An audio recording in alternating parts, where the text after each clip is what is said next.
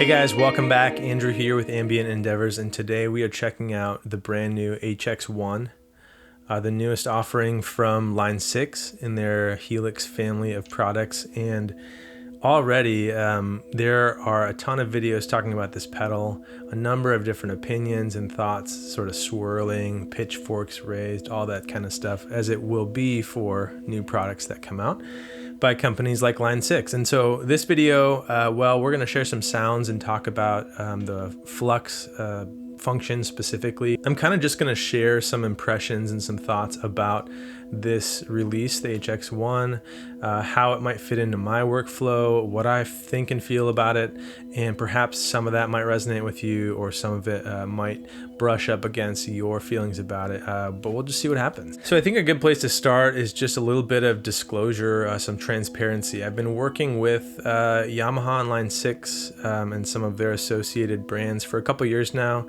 It's been a really fantastic experience. I've loved getting to play some of the stuff that they've sent over, and just have a really good sense and have a lot of respect and admiration for them as a company. I have played Line6 products in the past, as a lot of you probably have.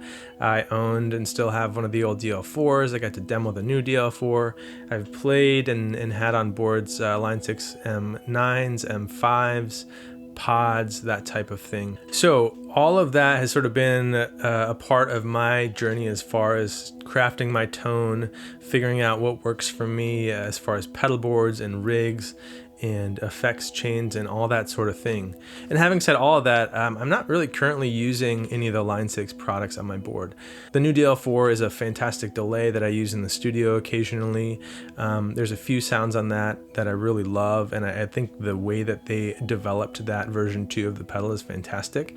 But the way that I use effects and the way that I kind of build boards at this point in my career has more so been to throw a bunch of different individual pedals on a board from a lot of different companies that have the sounds and the feels and interact in ways that I personally like.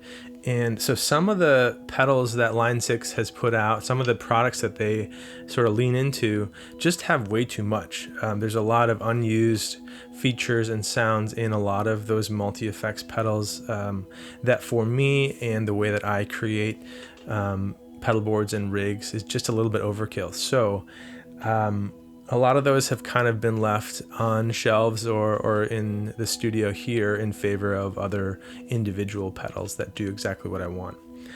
Enter the HX ONE.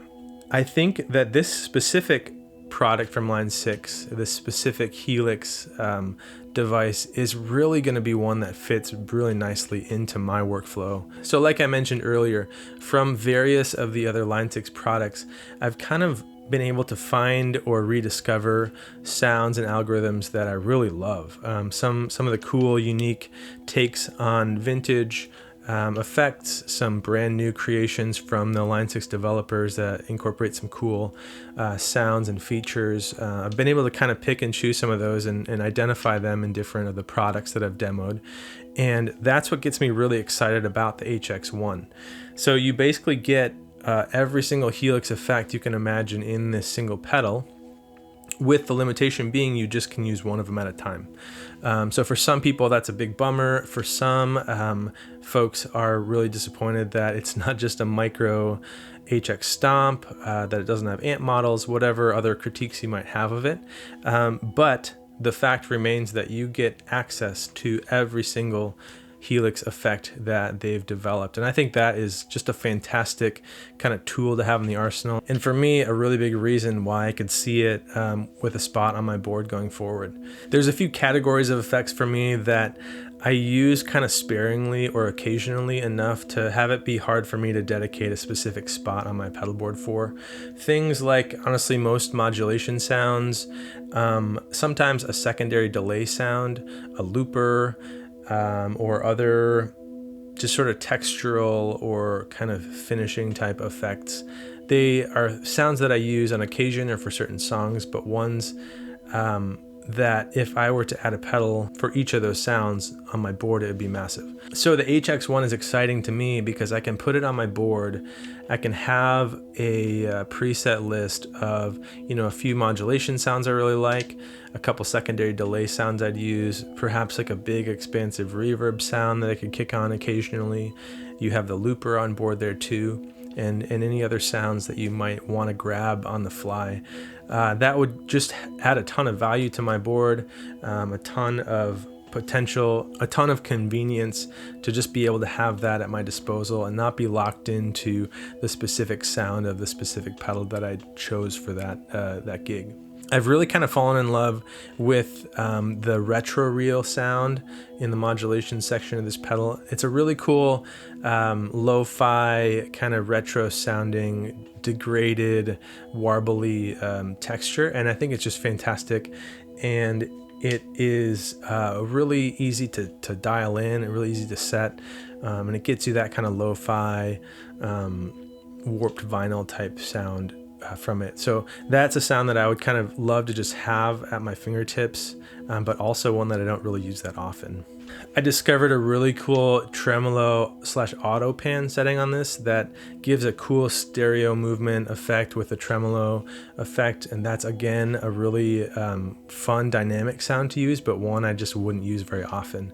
Something that would be really fun to have at my disposal if and when I'd need that. By demoing the Line6 DL4 Mark II, I discovered some really cool reverb sounds that I love from Line6. The dynamic plate reverb is just fantastic, and it works really well for some big ambient sounding reverbs.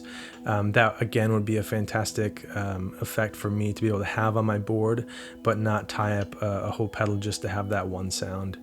There's also some really cool recreations of classic delay sounds that I've come across. The Cosmos, Transistor Tape, a few other ones. Elephant Man is great for that DMM sound. So again, those would be really fun to just have, to be able to kick on and engage if I wanted to. But have the flexibility for this pedal to be used as something totally different, sort of a chameleon pedal if I need to flex during that part of a set or a gig. So those are just a few of the reasons why I think for me the HX One is going to be a very useful and powerful tool on my pedal board. It's really compact. I've found the navigation to be really fluid, really easy to pull up effects from different categories, dial in the settings you want, and just get running with it. So then, yeah, the question just remains, is that the way that you kind of use effects? Is that the way that you like to put pedal boards together and put rigs together with the flexibility and the options to cycle through a vast variety of effects on the fly? Or perhaps, you're an HX Stomp user, a Helix user, that this pedal is just redundant and really limited. That's probably not something that you're going to rush out and be eager to add to your rig because you've already got it there. So yeah, that's just kind of a look into some of my workflow, some of the ways that I would think to use this pedal, some of the sounds that have inspired me from this and other Line6 products. There's also a cool, unique librarian software app that goes along with the HX One to make storing presets and organizing them really easy. So that's a nice added feature to just be able to organize and categorize and keep tidy those presets that you make. I also think that the price point that Line6 hit with this at $299 new, and the combination of the catalog of sounds and the features that you get with stereo in and out, you get full MIDI in and out, expression or foot switch input here, the ability to do tap tempo, to do the flux function, all of that for the $299 price point is really pretty compelling. If you take, for example, companies like Strymon or Maris, companies that I use and I love, they offer similar products that are sort of relegated to just an effects category. So you get your multi-reverb, your multi-delay, multi-mod, and they sound fantastic and they work really great. But the price point is notably above this price point for what you're getting. And you essentially are getting limited to the certain categories of effects that you're picking from. So with the HX One, again, you get this whole vast category of any effect you'd like from the HX family. with the features and the functions that they've built into this at a pretty affordable price in terms of 2023, 2024 price points.